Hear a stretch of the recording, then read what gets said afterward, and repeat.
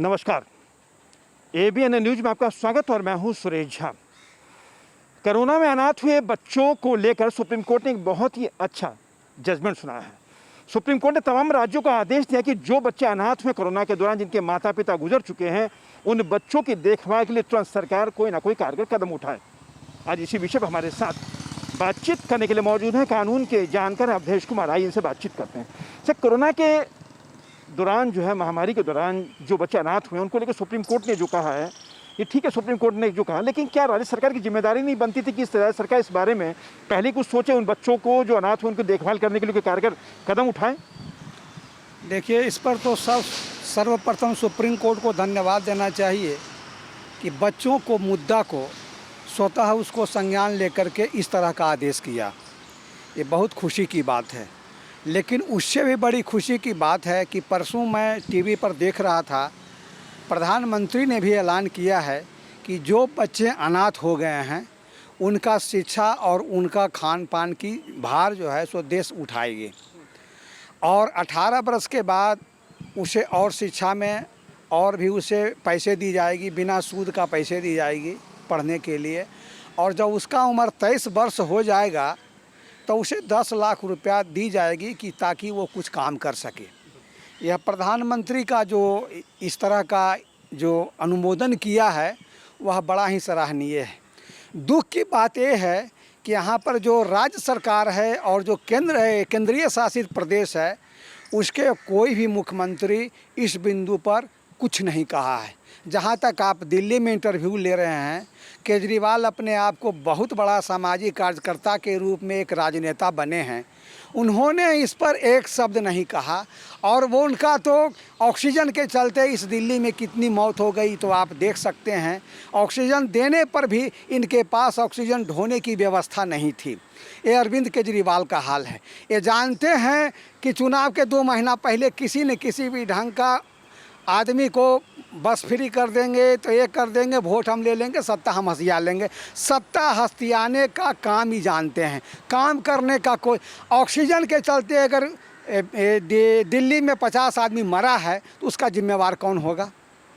सवाल ये नहीं है कि बच्चों के बारे में दिल्ली ऐसे शहर में जो अनाथ हो गया उसकी तो देश, अगर गांव की बात हो तो वो अलग है, कहीं भी बच्चे रह लेगा, कोई भी आदमी उसको 2 रोटी दे देगा। लेकिन शहर में रहना सबसे बड़ा दिक्कत, उसके बाद उसका खाना दिक्कत, उसके बाद उसकी पढ़ाई की दिक्कत। लेकिन राज्य सरकार को इस तरह पर कोई चिंता नहीं है।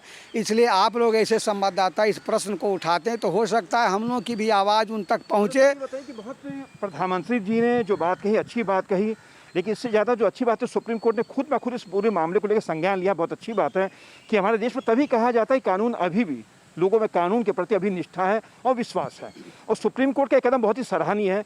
लेकिन मेरा सबसे बड़ा सवाल है, जैसे भी आपने भी कहा कि केंद्र शासित राज्य हैं और तमाम जो राज्य हैं उनके मुख्यमंत्रियों की कहीं ना कहीं अब जो है एक जिम्मेदारी बढ़ जाती है कि ऐसे बच्चों का डाटा इकट्ठा किया जाए, ऐसे बच्चों के लिए कोई ना कोई योजना बनाई जाए और वो भी योजना कुछ सार्थक योजना बने।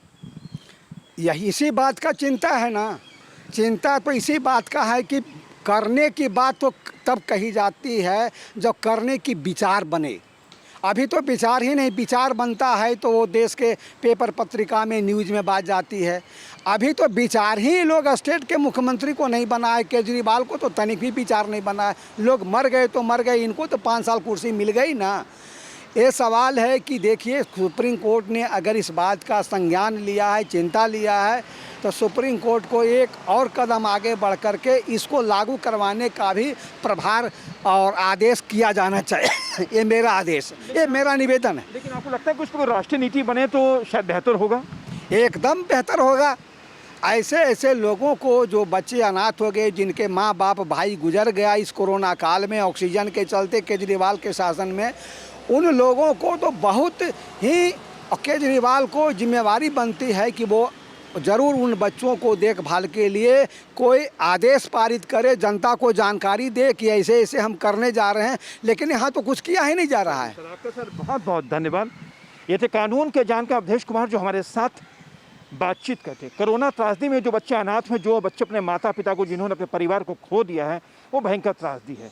खैर, ऐसे बच्चों का पालन पोषण जो उनके माता पिता कर पाते उससे बेहतर तो कोई नहीं कर पाएगा।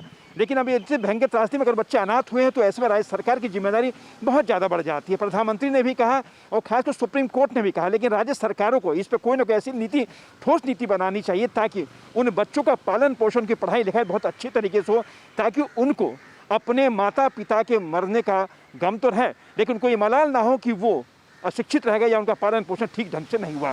तो जिम्मेदारी बनती है राज्य सरकार की। राज्य सरकार को इस मामले के अंदर अपनी जिम्मेदारी समझते कोई ना कोई ठोस नीति बनानी बहुत ही जरूरी है।